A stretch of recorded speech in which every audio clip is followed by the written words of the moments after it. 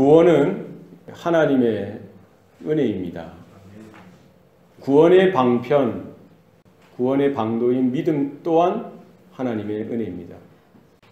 우리는 이렇게 오해할 때가 있습니다. 내가 지식, 지성, 이성이 있기 때문에 혹은 종교적인 어떤 열심이 있기 때문에 특별한 관심이 있기 때문에 내가 하나님의 말씀을 들을 때에 내가 깨닫고 내가 회개하고 돌이켜서 예수를 믿고 하나님을 믿은 것 아니냐. 그렇지 않습니다. 복음을 전하게 할 때 그 복음 전하는 사람의 마음도 주님께서 성령의 감동을 주시고요. 감화를 시켜주세요. 복음을 들을 때에 복음을 듣는 자의 마음도 성령께서 감동을 주시고 감화시켜 주셔서 믿음의 그 씨앗이 복음 증거되어지는 복음을 듣는 그 심령 가운데 허락해 주시는 것입니다. 구원도 하나님의 은혜요. 구원의 방편인 믿음도 하나님의 은혜다 하는 사실을 여러분 기억하시길 바랍니다. 바울 사도가 데살로니가 교회 성도들 그들에게 발견했던 것이 무엇입니까? 믿음의 역사가 있더라는 거예요. 복음이 선포되어지고 복음이 증거되어질 때에 하나님의 성령께서 그 겨자씨 하나일 만한 믿음이 그 성도들, 그 심령들, 그 안에 이렇게 뿌려주시고요. 심겨주시니까 그 믿음이 그 씨앗 모습 그대로 있는 것이 아니라 싹이 나고요. 자라나게 되더라는 거예요. 믿음이 들어가면 믿음의 역사가 나타나는 줄로 믿습니다. 믿음이 있는 자는 달라요. 믿음으로 생각하고 믿음으로 바라보며 믿음으로 살게 되어 있습니다. 믿음의 역사, 믿음의 역동, 믿음의 열매가 맺혀지게 되더라는 것입니다. 뿐만 아니라 사랑의 수고가 있다는 겁니다. 말씀과 기도로 하나님을 경험하고요. 하나님의 사랑을 깨닫고 하나님의 은혜를 경험하니까 그 사랑에 감동되어져서 그 하나님의 사랑으로 인하여 내가 감화되어져서 하나님을 사랑하고 싶은 마음이 생기고요. 이웃들을 사랑하게 되어지고 성도들을 돌아보고 교회를 더 사랑하는 이런 마음들, 이 사랑의 수고, 사랑의 헌신이 성도들의 마음 가운데, 삶 가운데 나타나게 되더라는 것입니다. 뿐만 아니라 소망의 인내가 있는 거예요. 세상 사람들은 이 땅을 바라보고 살지만 믿음으로 성도된 자들, 이 땅의 소망을 붙들고 사는 것이 아니라 하나님의 나라를 향하여 영원한 소망을 가지고 살더라는 거예요. 주님께서 내가 곧 다시 오리라 하신 그 재림하실 그 주님을 바라보는 소망을 가지고서 살더라는 것입니다. 그래서 고난과 역경이 있을 수 있습니다. 환난이 닥칠 수 있어요. 그러나 그 교회 가운데 성도들 삶 가운데 그 소망의 인내로 그 어려운 때를 지나가고요. 포기하지 아니하고 믿음으로 걸어가는 것이죠. 성도의 삶 가운데는 이런 믿음의 역사, 사랑의 수고, 소망의 인내가 늘 언제나 이 선순환 되어지듯이 큰 이 쳇바퀴와 같이 이렇게 늘 우리의 삶 가운데, 성도들의 삶 가운데 나타나고 또 나타날 줄로 믿습니다.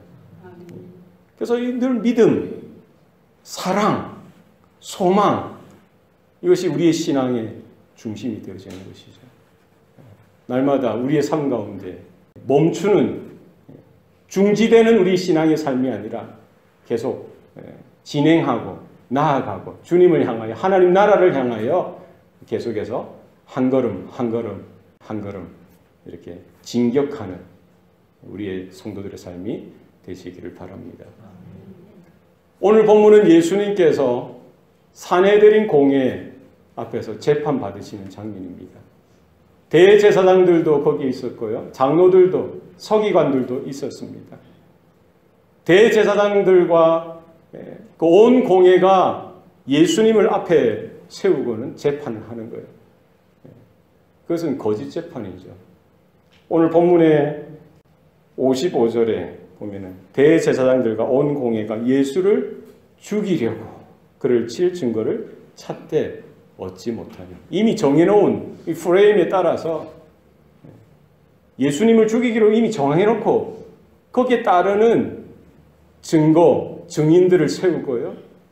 그러니까 조작이 있을 수밖에 없고 거짓이 있을 수밖에 없죠. 마지막 이 거짓 재판, 예수님을 재판하는 이 사건을 통해서 하나님께서는 우리에게 교훈하시고요, 또 우리의 믿음을 도전하시고 깨닫게 하시는 은혜를 주시는 줄로 믿습니다. 우리 신앙에 있어서 필요한 것이 뭐냐는 거예요. 우리 신앙의 그 본질이 뭐냐는 거예요. 우리의 믿음의 그 본질이 뭐냐는 겁니다. 이것은 사람의 어떤 열심이나 열정이 아니라 방향이 중요하다는 거예요. 뭐가 중요하다고요? 방향이 중요하다는 거예요. 대제사장들과 장로들, 서기관들 얼마나 열심히 있는 사람입니까? 율법에 열심히 있고요. 그들의 종교적인 어떤 습관, 종교적인 전통을 지키는데 얼마나 열심히 있는지 모릅니다. 율법에 따라서 그들은 꼬박꼬박 제사를 드리고요, 헌금을 하고 11조를 하고 선행을 하고 기도를 하고 그렇게 살아갔고요. 그렇게 살도록 사람들을 가르치던 사람들입니다. 대제사장은 뭐 하는 사람입니까? 이스라엘을 대표해서 하나님 앞에 나아가야 될 사람이에요. 제사를 드리고요, 양의 피를 뿌리고 번제로 드리고 제사함의 은총을 받도록 그 제사장이 해야 될 직무죠. 성소로 지나서 지성소로 들어가서 하나님의 그 임재 가운데 서야 될 그 사람들이 지금 뭐 하고 있는 거예요? 하나님의 영광을 위해고 하나님을 위해서 살아야 될 그 사람들이 오히려 하나님을 대적하고요, 하나님의 영광을 훼손하고 하나님의 독생자, 모든 구약의 성경이 예언한 오실 메시아 된 그분이 이 땅에 오셨고요, 그들 앞에 서 계심에도 불구하고 오히려 그 예수를 정죄하고 재판하고 심판하여서 십자가에 못 박는 그런 어리석음, 그런 패역, 그런 불순종, 그런 신성모독 가운데 그들이 서 있는 거예요. 그들의 열심이, 그들의 열정이 자신들을 구원할 수도 없고요, 사람들을 구원할 수도 없습니다. 무엇이 중요합니까? 영적인 방향인 겁니다. 하나님을 향하여 나아가야 되는 거예요. 믿습니까? 예. 내 열심이 오히려 나를 그르치게 만들고 그것이 하나의 종교적인 습관에 빠지게 만들더라는 거예요. 바리새인들과 사두개파 사람들 얼마나 열심히 있어요. 종교적인 일 가지고 논쟁하고 토론하고요, 서로 누가 잘났고 잘하느냐에 따라서 자신들이 우쭐대고 상대와 방을 비방하고요, 비하하는 그런 종교적인 열심에 빠졌던 사람들입니다. 예수님께서 뭐라고 야단하십니까? 화 있을진저 바리새인들과 서기관들이요, 너희가 교인 하나를 얻기 위하여 온 바다와 육지를 두루다니며 찾다가 너희들이 한 사람의 교인을 얻게 되면 너희들보다 배나 지옥 자식이 되게 하는도다. 그들의 열심을 책망하는 거예요. 그들의 열정을 책망하는 겁니다. 하나님의 은혜도 알지 못하고 성경도 모르고 하나님의 말씀도 제대로 깨닫지 못하고 그냥 종교적인 그 쳇바퀴, 종교적인 삶 가운데 매몰되어서 살아가는 것들, 그것이 아니라는 거예요. 청년 사울도 마찬가지죠. 얼마나 율법에 열심히 있던 자입니까? 예루살렘에 있는 성도들을 핍박하죠. 예수 믿는 사람들을 핍박합니다. 스데반 집사가 순교당할 때 청년 사울이 그 맨 앞장서서 돌을 던지는 그 일에 그가 주관하는 것이죠. 예루살렘뿐만 아니라 먼 담에서까지 예수 믿는 사람들을 핍박하고 옥에 가두고 교회를 진멸하는 그 일에 앞장서서요, 그렇게 열심히 있는 거예요. 율법에 열심히 있는, 종교적인 삶에 열심히 있는 거예요. 오늘날 이단들은 어때요? 이단만큼 열심히 있는 사람이 있습니까? 얼마나 열심히 있는지. 그 열심이, 그 열정이 자신들을 구원할 수도 없고 사람들을 구원해낼 수도 없는 겁니다. 무엇이 필요합니까? 하나님을 향하여, 주님을 향하여, 복음을 향하여, 십자가를 향하여 나아가는 은혜가 우리 가운데 있어야 할 줄로 믿습니다. 그 대제사장들, 장로들, 서기관들, 그런 종교 지도자들의 그 열심과 열정이 오히려 예수를 십자가에 못 박는 그런 불순종, 폐역 가운데 빠졌던 것을 우리는 바라보면서 우리가 지금까지 지내온 것, 우리가 할 수 있는 것, 해야 하는 것, 사람의 열심이나 열정이 아니라 주님이 나를 불러주셨던 그 은혜를 바라보고요, 주님께서 걸어가셨던 그 길을 향하여 우리도 따라가면서 날마다 자기를 부인하고 자기 십자가를 지고 주님이 나를 따라오라고 하신 그 부르심만을 바라보면서 주님을 향하여 따라가는 저와 여러분의 삶이 되시길 바랍니다. 십자가를 향해서 나아가시기 바랍니다. 여러분, 주님이 받으신 고난의 그 길을 따라서 나아가시기 바랍니다. 좁은 길을 향해서 들어가셔야 돼요. 좁은 문을 들어가시고 좁은 길을 향해서 걸어가셔야 됩니다. 거기에 하나님의 은혜가 있는 줄로 믿습니다. 거기에 하나님의 영광이 거하는 줄로 믿습니다. 우리의 이 신앙의 삶이 습관이나 전통이 아니라, 관습이 아니라, 어떤 인간적인 종교적인 열심이나 열정이 아니라 말씀을 따라서 주님이 이 땅에 오셨고 주님이 걸어가셨던 그 길을 향하여 우리도 함께 나아가는 저와 여러분의 삶이 되시기를 바랍니다. 많은 거짓 증인들이 서서 예수님을 쳐서 거짓 증거를 하는 겁니다. 57절에 보면은요, 어떤 사람들이 일어나 예수를 쳐서 거짓 증언하여 이르되, 58절입니다. 우리가 그의 말을 들으니 손으로 지은 이 성전을 내가 헐고 손으로 짓지 아니한 다른 성전을 사흘 동안에 지으리라 하더라 하되 그 증언도 서로 일치하지 않더라. 지금 거짓 증언하는 사람이 무엇을 가지고 예수님을 공격합니까? 예수님이 하셨던 말씀을 가지고서 예수님을 공격하는 거예요. 여러분, 예수님이 주셨던 그 말씀은 사실은 우리가 은혜 받는 데 사용해야죠. 하나님의 말씀을 우리가 받았으면 그 말씀으로 내가 은혜 받고 내 자신을 돌이켜보며 내가 얼마나 하나님 앞에 큰 죄인이고 내가 얼마나 타락하고 부패하고 아무런 소망이 없는 인생인가, 그것을 발견하고 돌이키고 하나님의 은혜 가운데, 구원 가운데 나아가는 그 일에 하나님의 말씀이 나에게 적용되도록 그 말씀을 우리가 받아야지, 그 말씀을 가지고 누군가를 판단하고 재단하고 공격하는 데에 사용해서는 안 된다는 거예요. 오늘 이 어떤 사람은 그 주님의 말씀을 듣고요, 주님의 말씀을 가지고 예수님조차, 예수님까지도 공격하는데 그 말씀을 사용했던 것을 우리가 봅니다. 여러분, 하나님의 모든 말씀은 살았고 운동력이 있어 좌우의 날선 어떤 것보다 예리하니 혼과 영과 관절과 골수를 찔러 쪼개기까지 하며 또한 우리의 마음과 생각을 감찰하신다라고 했습니다. 하나님의 말씀을 우리가 받을 때에 그 말씀이 내 심령, 내 부패한 이 심령까지도 찔러 쪼개는데 내 생각과 마음을 감찰하시는 하나님의 말씀으로 우리가 받아야지, 우리가 성경을 공부하고 아는 지식을 가지고 나를 정당화하고 또 다른 어떤 상대를, 성도를, 형제를, 목회자나 중직자를 혹은 다른 사람들을 재단하고 심판하고 공격하는데 그 말씀을 사용해서는 안 된다는 것입니다. 여러분, 말씀으로 은혜 받으시길 바랍니다. 하나님의 말씀의 그 지식, 그 성경의 지식이 나를 올가매고 상대를 올가매는 그런 어리석음의 불신앙의 도구가 아니라 내가 은혜 받고 다른 지체도, 성도들도 우리가 돕고 헌신하여서 함께 하나님께로 예배의 자리로 온전하게 나아가는 그 일에 그 말씀이 쓰임받아야 할 줄로 믿습니다. 열방이 주님께로 돌아오는 그 일에 우리의 이런 영적인 지식, 성경의 지식, 은혜의 말씀이 사용되어져야지 누군가를 폄하하고 이웃의 그 눈에 있는, 형제의 눈에 있는 티를 뽑아내는 그 일에 말씀이 동원되어져서는 안 돼요. 내 눈에 있는 들보를 발견하는데 그 말씀이 적용되어져야 될 줄로 믿습니다. 오늘 본문에 이 사람은 그 주님의 말씀도 어줍지 않게 자기가 짜집기해서 왜곡되어져서 그 말씀을 가지고 거짓 것으로 바꾸어서 진리 되신 예수님을 공격하는 거예요.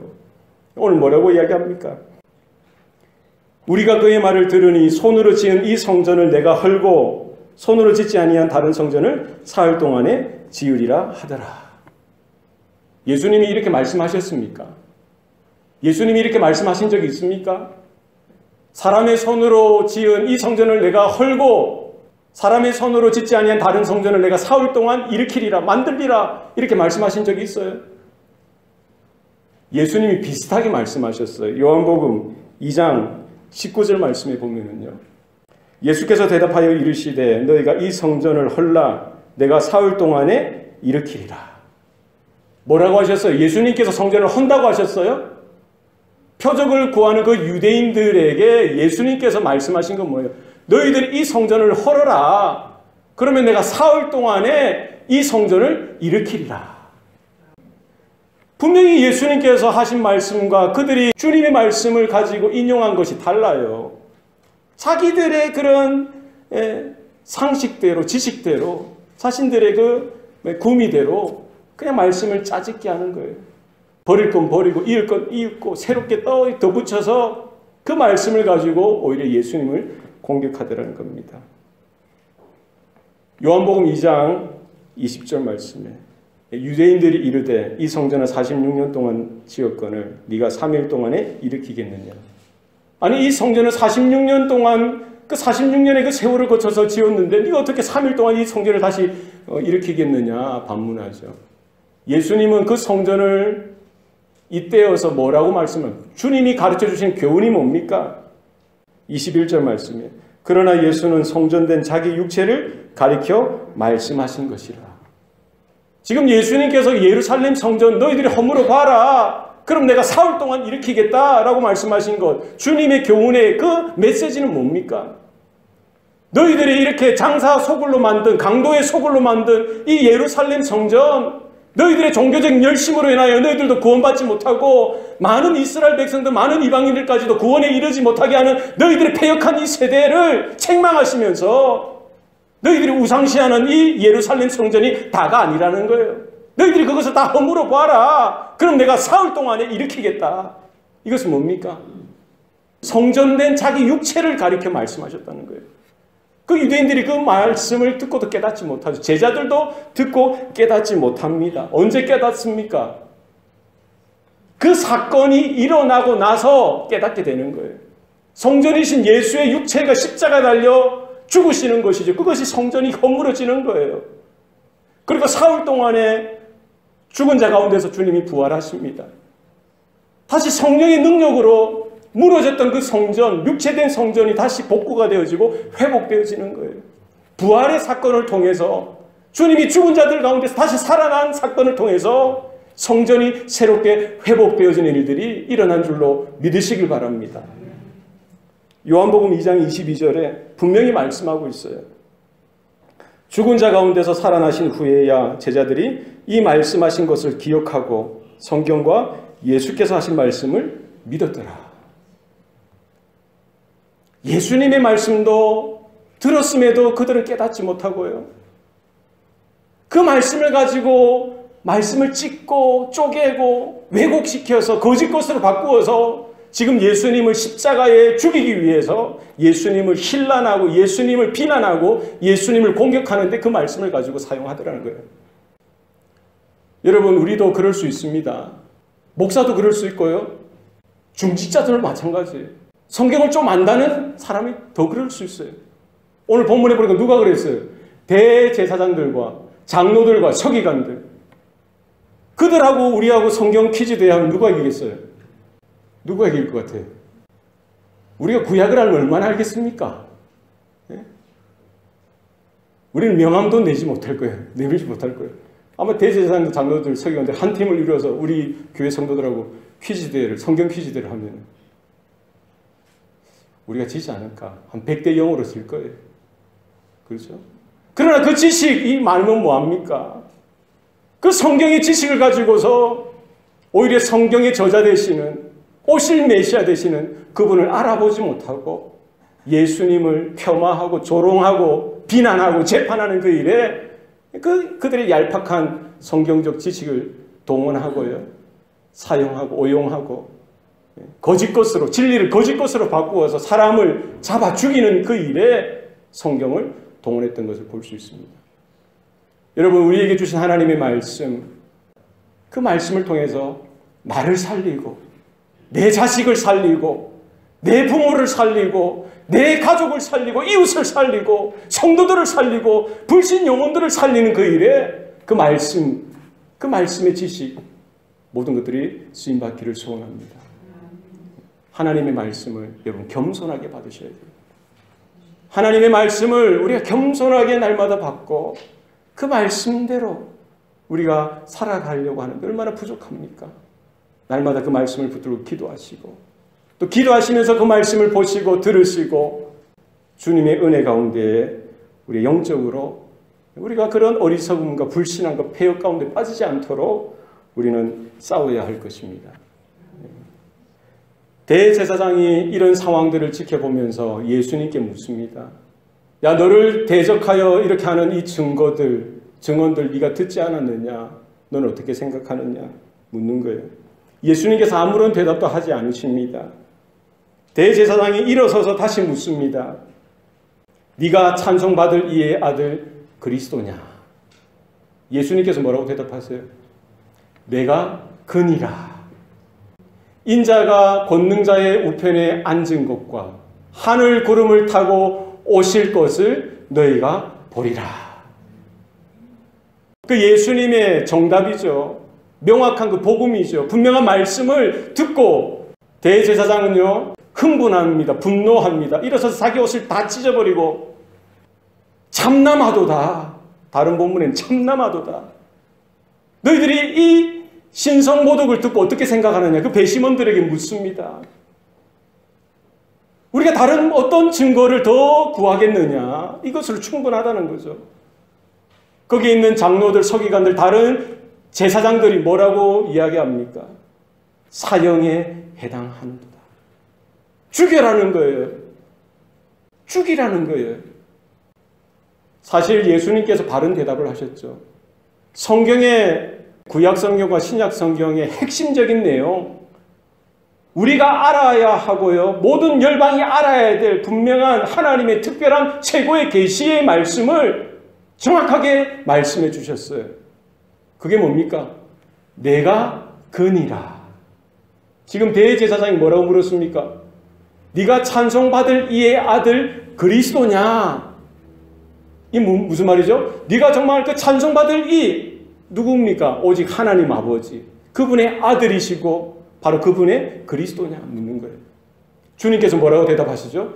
내가 크니라. 여러분, 복음은 심플합니다. 어렵지 않습니다.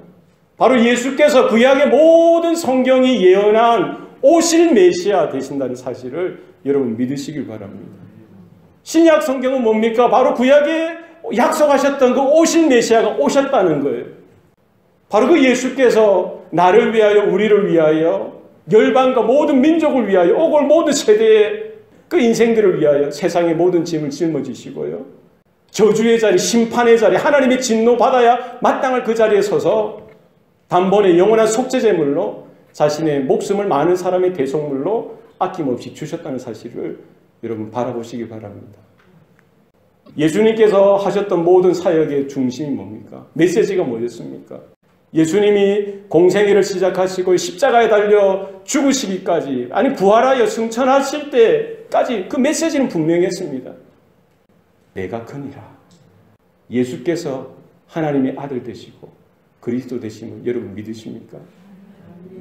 예수님께서 그 제자들에게 왜 말씀을 가르치시고요, 여러 사람들 병든 자들의 그 병을 고치시고 귀신들을 쫓아내시고요, 크고 작은 기적들을 가르치시죠. 오병이어 그 사건을 통해서도 주님이 주신 메시지가 뭡니까? 너희들은 너희가 배부른 까닭으로 나를 쫓으려고 하느냐? 더 중요한 사실이 있다는 거예요. 바로 내가 하늘로부터 내려온 생명의 떡이라는 거예요. 이 떡을 먹고 내가 주는 잔을 마시는 자는 영원히 죽지 아니하리라. 영원히 살게 되어지는 영생의 떡이요, 영생의 잔인 것을 주님께서 말씀해 주시죠. 주님께서 마지막 만찬을 마치시고 잔을 들어 또 떡을 들어 그들에게, 제자들에게 주시면서 확인해 주시는 말씀이 뭡니까? 이 떡은 너희를 위한 내 몸이요, 이 잔은 너희를 위하여 흘리는 피, 곧 언약의 피라.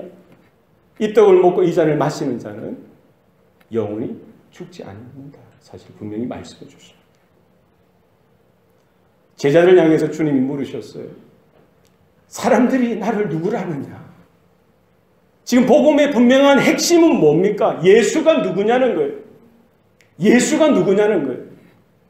예수님이 그들을 가르치시고 제자 훈련하시고 물으시고 또 물으시고 확인하시는 건 뭡니까? 너희들이 나를 누구로 알고 있느냐? 하나님이 누구시냐는 것이죠. 하나님이 누구시냐는 거예요. 구약에서도 마찬가지입니다. 그 하나님 여호와가 누구시냐? 아브라함에 계시해 주시고 모세에게 계시해 주셨던 그것, 하나님이 누구시냐? 그게 복음의 핵심인 거예요. 예수가 누구냐는 거예요. 사람들이 나를 누구라 하느냐? 더러는 엘리야요, 더러는 선지자 중에 하나라고 하더이다. 또 더러는 세례 요한이라고 하더이다. 그럼 너희들은 나를 누구라고 하느냐? 뭐라고 대답합니까? 주는 그리스도시요 살아계신 하나님의 아들이십니다. 정답을 이야기한 거예요. 오늘 주님께서 그 거짓 재판, 사내들인 공회 앞에서 벌어지는 그 재판 속에서도 분명히 그 복음의 핵심을 말씀해 주시는 거예요. 다른 모든 것들에게는 침묵하시다가 그가 복음에 대해서 도전을 하니까 네가 찬송받을 이의 아들 그리스도냐? 주님께서 정확하게 이야기해 주시는 거예요. 내가 그니라. 주님이 하나님의 아들 되시고요, 그리스도 되심을 여러분 믿으시길 바랍니다. 인자가 권능자의 우편에 앉은 것과 하늘 구름을 타고 올 것을 너희가 보리라. 여러분 믿습니까? 네. 언제 이와 같은 사건이 벌어집니까? 언제 이와 같은 사건이 벌어졌습니까? 예수님께서 십자가의 고난을 당하시죠. 거기서 죽으시고 3일 만에 부활하시고요, 40일 동안 거기 제자들과 함께 보내시고 승천하시면서 어디로 가시는 거예요? 원래 주님께서 계셨던 그 자리, 아버지의 그 영광, 그 보좌, 그 옆자리에 지금 앉아 계시는 거예요. 인자가 권능자의 우편에 앉은 것. 여러분 믿습니까? 우리의 믿음은 무엇입니까? 바로 그 주님의 보좌를 바라보고요, 하늘 영광 되신 그 주님을 바라보는 믿음이 우리 가운데 있어야 될 줄로 믿습니다. 이것이 우리에게 분명한 소망으로, 소망의 인내를 만들어가는, 우리의 삶의 의미를 만들어가는, 우리 삶의 목적이 되어지는 그런 이유가 되어야 될 줄로 믿습니다. 하늘 구름을 타고 장차 오실 그 예수, 재림하실 예수를 향해서 우리 믿음으로 기다리고요, 인내하고 소망하며 오늘 하루를 실망하지 아니하고 근심하지 아니하고 하늘로부터 내려오는 그런 은혜로 우리의 소망을 삼고 기쁨을 삼고 주 예수여 어서 오시옵소서, 우리 주님을 기다리는 세대가 되기를 소원합니다. 주님이 마지막 그 심판, 재판 속에서 분명한 복음을 분명히 보여주셨어요. 내가 그니라. 바로 예수께서 성육신하신 하나님의 아들, 독생자 되신다는 사실을 우리 믿어야 합니다. 바로 그분이 이제 곧 임하게 될 그 고난, 십자가, 그 죽으심, 그걸 통과하여서 부활하시고요, 아버지 그 보좌 옆에 이제 앉아 계실 것, 그리고 장차 다시 오실 때 주님의 재림, 주님이 다시 오실 때는 이제 연약한 이런 아기의 모습으로 오는 것이 아니라 무슨 모습으로 오는 거예요? 만왕의 왕이요 만주의 주로, 심판주로 오시는 거예요. 주객이 이제 바뀌는 거죠. 바로 예수가 주인 되시고 심판주 되셔서 모든 인생들을 선악간에 심판하실 그날이 곧 다가오게 될 줄로 믿습니다. 우리의 믿음의 내용, 우리의 삶의 내용, 우리가 어떻게 살아야 하는지, 어떤 모습으로 서야 하는지 말씀을 듣고 하나님께서 깨닫게 해주시는 은혜, 그 말씀으로 우리가 날마다 자기를 부인하고 십자가를 지고 주님을 쫓아가야겠다는 그런 다짐과 결심이 날마다 생겨날 수 있기를 소원합니다. 우리가 날마다 변화되어져야 돼요. 날마다 새로워져야 됩니다. 그래야 주님께서 마지막 그 죽음의 순간에서 우리에게 보여주신 그 복음을 붙들고요, 바로 주님이 하나님의 아들 되시고 그리스도 되심을, 바로 우리가 걸어가야 될 그 길, 주님을 향하여 우리가 서야 될 우리의 모습들을 우리가 돌아보고 믿음으로 이 세대를 걸어가고 주님을 향하여 한 걸음 더 나아가는 저와 여러분의 삶이 되시기를 축원합니다. 기도하시겠습니다. 살아계신 아버지 하나님, 오늘도 우리에게 생명 주시고 또 구원의 은혜를 베풀어 주시니 감사합니다. 사람의 열심과 열정이 구원을 이루지 못한 것, 우리가 종교의 생활로, 종교적인 습관으로 우리 아까운 일생을 보내지 않도록 주님 도와주시옵소서. 다시 복음 앞으로, 다시 십자가 앞으로, 다시 예수 그리스도 앞으로 나가는 우리의 신앙 되게 하여 주시옵소서. 우리의 신앙의 영적인 방향이 하나님 또 우리 주 예수 그리스도를 향하여 분명히 서게 하셔서 우리 하나님의 말씀을 들을 때마다 우리의 그 말씀 가운데 깨닫게 하시고 우리의 그 말씀으로 인하여 우리가 회개하고 돌이키고 변화를 받게 하셔서 주의 복음의 말씀을 우리의 삶 가운데 뿐만 아니라 아직도 멸망의 길 가운데 있는 많은 영혼들을 돌이키는 그 일에 그 말씀이 그 복음이 쓰임받을 수 있도록 도와주시옵소서. 주님께서 우리의 주인 되시고 우리 삶의 주인 되시며 영생의 소망 되시는 사실을 기억하고 우리가 주님께서 오라 하셨던 그 모습 그대로 날마다 자기를 부인하고 자기 십자가를 지고 주님을 따라가는 주의 자녀들, 주님의 몸된 교회가 될 수 있도록 하나님 붙드시고 복을 내려 주시옵소서. 감사드리고 예 주님 이름으로 기도합니다. 아멘.